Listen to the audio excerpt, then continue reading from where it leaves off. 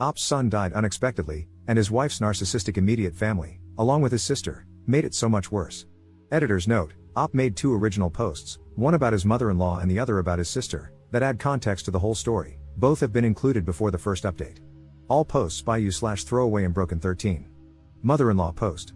Op posted in r/just no mill. Our son died unexpectedly and my mill made it so much worse. I was told to cross-post here as it is a more appropriate sub for my story. I needed to tell my story, get an unbiased opinion, and just vent to get it off my chest. I'm using a throwaway account because the details are very private, and I wish to remain anonymous. Warning: this is long, as I am a very detailed person. This is just one issue in a very hard year, as there is much more. To start off, I guess, my son is dead. My little boy was 13 months old. A pillar of health. We cherished and cared for him with all we had. He was perfect on Tuesday, dying on Wednesday, and passed 7 days later. That is a whole other story in itself. I got along well enough with my in-laws. However, my mother-in-law acts very immature and erratic. My wife told me her mom used to be an alcoholic. As I grew more confident in my relationship with my wife, I told her, I think your mom might have alcoholic brain damage. Where I need help is this. My son needed emergency surgery as his brain, for unexplained reasons, was swelling. They had to remove part of his skull to allow for the expansion. My parents arrived within an hour of my call. My in-laws, whom this post is about, arrived much later, even though they live 30 minutes closer. My in-laws left as quickly as they arrived. My parents, however, stayed. They slept on waiting room coffee tables, waiting to hear if our little boy would live. He made it through that first surgery, only to pass away the day after Mother's Day. My parents never left our side, even though they had brought no clothes or supplies. My in-laws, on the other hand, did not reappear until it was time to say goodbye. My mother-in-law arrived in pajama shorts and a t-shirt that was too small to hide her girth. She began asking the nurse if they had ever treated any murderers. As we took our time saying our goodbyes, she noisily played games on her iPad. The nurses arranged for us to take him outside one last time, even though he was on life support. You see, our son rarely cried, but whenever he did, we simply took him outside. It cheered him up instantly. Being outdoors was his favorite place in the world. My wife went first and held him one last time beneath the stars to say goodbye. Before I even had my turn, my mother-in-law asked us to hurry up. I was furious. I told her in the calmest voice I could muster, leave. I meant for her to go home. She took it as permission to go inside. She stopped to clarify, and I just said, go. We brought my son back inside, and they disconnected him from the machines that kept him alive. It was the hardest thing ever. I have been diagnosed with depression, severe anxiety, and PTSD, and I am on antidepressants as a result. While we were waiting for him to pass on, he slowly started turning gray. My mother-in-law decided to clean up his hospital room. The problem with that is, as you know, she wasn't there, so the stuff she was throwing out was our paperwork from the social worker for grief support, etc. My mom stopped her from throwing it out while I yelled at her to stop. All the while, my father-in-law and sister-in-law sat there doing nothing, looking annoyed. When he was finally gone, my wife had to wait for the nurses to remove him from her arms, which was quite difficult as he was limp. My mother-in-law left immediately. When my wife got up, she asked, crying, "Where's my mom? I need a hug." We did not see or speak to my in-laws for 2 days. We couldn't bear the hurt on top of the grief. I decided to clear the air and invited just my father-in-law for lunch. He arrived, made idle chit-chat, and then got up to leave. I said, "What about lunch?" He said he needed to get home. We told him to wait, we needed to discuss some things. We described how hurt we were by my mother-in-law's behavior, and he said she just didn't cope well. We said we would do our best to understand, but while we were sorting out our feelings, please ask her not to disturb us. We also said that if she was struggling, she had the option not to come to our son's visitation, we would understand. His response was, "Well, I guess I'll go home and kill myself." I have no clue what he said to my mother-in-law. Next thing we know, she phones and says, "I hear you were upset with me. Too effing bad. I won't be at the visitation." Click. I was furious. I felt like I had just failed as a father, I was not going to fail as a husband. I immediately called her back and tore her a new one. Her response was, "I am not going to talk to you if you are going to use that language." I said, "F you. You don't get to swear at my grieving wife and then claim some kind of moral high ground." She hung up on me. She immediately phoned my wife, who had said and done nothing at this point. She called my wife a effing beach and hung up. Then she began calling us every 2 seconds. Then she started sending threatening texts, saying she would harm us. I called my father-in-law and told him to get things under control or I was calling the police. He begged me not to call the cops and took away her phone. The call stopped. We did not receive any support from my wife's family. They did not attend any events prior to the visitation. My father-in-law showed up late to my son's visitation wearing cargo shorts and an old golf shirt. A few days passed. I called my wife's aunt, whom I had gotten to know a little, as they were not a close family. I asked her for some perspective on my mother-in-law. She said they had a falling out over 20 years ago. Apparently, the aunt had cancelled a sleepover between my wife and her cousin because the cousin didn't want to go anymore. My mother-in-law told the aunt, "I hope you die." She then drove over to their home, knocked on the aunt's door, and told her again, face to face, "I hope you die." Apparently, my wife's family disappeared for 3 years. The extended family had no idea where they were. Then we spoke to my wife's grandmother. She told us that my mother-in-law was diagnosed as bipolar years ago and has a history of violent behavior, including repeatedly slamming the grandmother's arm in a car door. The grandmother reiterated that they lost track of my wife and in-law's whereabouts for 3 years. She feared that my mother-in-law would be violent toward my wife. My wife broke into tears, saying that her mother had beaten her repeatedly in her drunken stupors. Now we had a clearer picture: my mother-in-law is mentally ill. My father-in-law knew this and hid it from his children. He knew how unstable his wife was and still brought her to the hospital. He completely mismanaged the situation by keeping everyone in the dark. My wife asked him very respectfully for a break in communication, advised by her therapist, as she needed to heal, and her family was hurting more than helping. It's been a few months, and we finally heard from him again. I have copied and pasted his email below. I hope you are doing well. You are always in my thoughts. I'm writing this email because we really need your help with Mom. She has been in the psych ward in the hospital twice, once for 6 days and then for over 2 weeks. The root of this problem was her reaction to your son's passing and how her reaction to this was treated. As her therapist says, everybody reacts to death differently, and no two people grieve the same. I think it would be healthier if you two could get past this and start a healing process. At present, your mother is sliding back into a very depressed state, brought on by 2 things, the absence of your son and the absence of her eldest daughter. She said this to her therapist at her latest session. I'm sure Mom misses you and thinks of you often but is nervous to reach out to you, as you may not be ready for this. Mom's therapist is very concerned with her mental state, so I think a phone call or setting up a visit, just you, to see if you two can reconnect at some level, even if it's meeting at a coffee shop or at Mom's therapist's office, would be helpful. Whatever you are both comfortable with. It may or may not work, but I see this as a good, viable option compared to what's going on now. So, mull this over and please let me know if us getting together is a possibility. We would really like it to be. Love, Dad.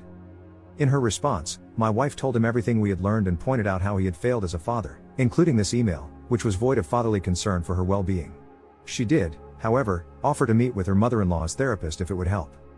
His response was, "Sorry to have disappointed you. Have a nice life." I was furious at this email. Not only did he not care about my wife's mental state, but he also did not try to re-establish communication first before making an ask. My wife has decided she is done with her parents. I have supported her decision, as they have been toxic to both of our recoveries. Sister post same day. Op posted in our /JustKnow family, completely done with my sister after my son died. Posted earlier today, I was directed to the sub. I cross-posted there if you're interested. I won't post again here, but I wanted to share about my sister. My sister is 4 years older than me. We were somewhat close since our parents only had the 2 of us. She always bossed me around, but by the time I was 12, I realized she was not a kind person. My sister had screwed me over for years. I would help her constantly, even to my own detriment, because, in my mind, that's what families do. But she would never help me when I needed her. The few times she agreed to help, she would pull out at the last minute. I could give you years of backstory, but I'll skip ahead to the final straws. 4 years ago, my wife and I were buying our first home. My brother-in-law owned a truck for his business. My sister offered it to help us move, as my brother-in-law was quite sickly, lung issues, and couldn't help with the actual lifting, etc. This was to be their contribution. 2 days before moving day, she called me to say she didn't want to put the wear and tear on the truck. I was stressed beyond belief and furious that she was pulling this crap on me again. However, I kept my cool. She swore up and down that they couldn't help, that my brother-in-law was too sick, and that his nurse would be coming on moving day. She offered to pay for a moving truck if I could manage to book one. Great. I booked the truck and called her back. She yelled at me and told me it needed to be booked under her card so she could write it off. Fine, whatever. She gave me the card number and then said, "Well?" I replied, "Well, what?" She asked, "Aren't you going to ask me to help you move?" In my head, I was going, WTF? She had spent months telling me they couldn't help, including in this very conversation. I replied, "No." She lost it again and accused me of just using her for her money. At that point, I had enough and said, "You know what? If you think that little of me, the truck is already booked under my credit card. I'm good." I hung up and didn't speak to her for 2 years. What brought me back into the fold was that my brother-in-law was dying. I decided that, as crappy as she was, everyone deserves family. I reached out and asked if she needed anything. She asked me to visit her husband in the hospital, so I did. I visited him once a week until he was transferred further away, and then I started calling him. He died waiting for a lung transplant. My mom phoned me with the news. I said I'd be at my sister's place right away. My mom said, "You might not be welcome there." I said it didn't matter. Family is family. If she threw me out, so be it. I had to try to be there for her and her kids. We never reconciled. We just pretended nothing was wrong. I rejoined family events in an effort to give them a sense of family. My son was born about 6 months later. It became harder to be there for her as I struggled to find my footing as a new dad with a stressful new job. But I made sure I was there for the hard days. My sister made little effort to be in my son's life. I was confused because she had been so excited for his birth, seeing him as a source of light in her life. Yet, she would take regular trips to my town, get drunk at the bar literally around the corner from my house, and not even pop in. I found out she had started sleeping around. I'm no slut shamer, and with brother-in-law being sick for so long, I'm sure she needed it, so I encouraged her at first. Then she slept with my mom's boss. It started to get out of hand. My nephew quit hockey because he was getting bullied in the locker room. We were all stunned. He loved hockey and was so personable. We later found out my sister had slept with one of the hockey dads, a married one. Next, we found out she had a falling out with her best friend. She would only tell us that her friend was a beach. We later learned from the best friend that they had fought over my sister's new boyfriend. She didn't like him. He was a substance dealer. We have family in law enforcement, so we had him looked up. Sure enough, he had been charged as recently as 2016 but got off on a technicality. He also had a suspended license but was driving her car around with her kids in it. Things were very tense between the family and her. Then my son died. She made an effort while he was in the hospital, but once he was gone, so was she. She blew off his celebration of life with no explanation or contact. I mustered the strength to attend her son's grade 8 graduation the following week. She refused to sit with us or even speak to us. I stopped talking to her after that. She texted me last month, saying she was giving me space, her spin on ignoring me. I told her she had let me down, and she was dismissive. I told her off and blocked her number. I'm done with her for good this time. Turns out she was pregnant with the substance dealer's baby. She named it after her dead husband. I joke with my therapist that my life has become some Jerry Springer crap. I texted my nephew when I thought it was safe to do so. She often takes his phone, reads his messages, and sometimes even texts back pretending to be him. I told him I loved him and that, even though I was out of his mom's life, I was not out of his. I assured him I would always have his back if he ever needed it and that my door was always open. I have a feeling he will be needing it. I heard from my mom that he told my sister to F off last week. Please don't think my nephew is disrespectful. He is an upstanding young man who attends Christian school. He has suffered so much, and he has had enough of her. As have we all. Update 3 months 2 weeks later. It's been a while. I thought I would share some new info and previously unshared details. Since my last post, we have not heard from my wife's family. The Have a Nice Life email we received was our last contact. We spent Christmas with my wife's aunt. She asked if we wanted any information about them. We declined. We don't care. They are out of our lives. We struggle daily with our loss. We struggle with zero support, as my parents are away. Last year felt so bad. Unemployment wouldn't cover me. During my bereavement leave, I was fired. I was on contract, so no laws protected me. I attempted to take my own life twice. I felt I had failed as a father and, again, as a man. I have finally seen a psychiatrist and am now on antidepressants. I start with a new grief counselor this week, and I have started looking for a new job, as I finally feel able to do so. My wife recently gave birth to a baby girl. I now have a daughter. A small piece of me was repaired. It feels bittersweet to be a dad again. We told very few people about the pregnancy, maybe 10 people at most. Anything could go wrong during a pregnancy, and we did not want to have to face the world if we potentially lost another child. I later realized that the people we trusted enough to tell were the same ones who came to the house to check on us. It's difficult to hide a pregnancy when people physically see your wife getting larger. I mention all this because my sister chose to stop talking to us, so naturally, she did not know about the pregnancy. The day my daughter was born, I told my nephew about it. I love him too much to make him feel alienated. I guess he told his mom, and she was furious. No idea why, other than the fact that she is a narcissist who hates not being the center of attention. She called and berated my parents. Meanwhile, her substance dealer boyfriend texted me, telling me how crappy my parents and I are. I responded by texting, "My son is dead. My daughter was just born. Is this the man you want to be today?" He called me a retard. I told him to stay classy and blocked his number. I should mention that my sister and her substance dealer boyfriend also had a baby last year. They didn't tell me about it. I'm confused by the double standard. My sister spent the first week of my daughter's life phoning everyone we knew, though she was still in good standing with, demanding to know if they had known about the pregnancy. Of course, since we had kept it a secret, they all said they didn't know.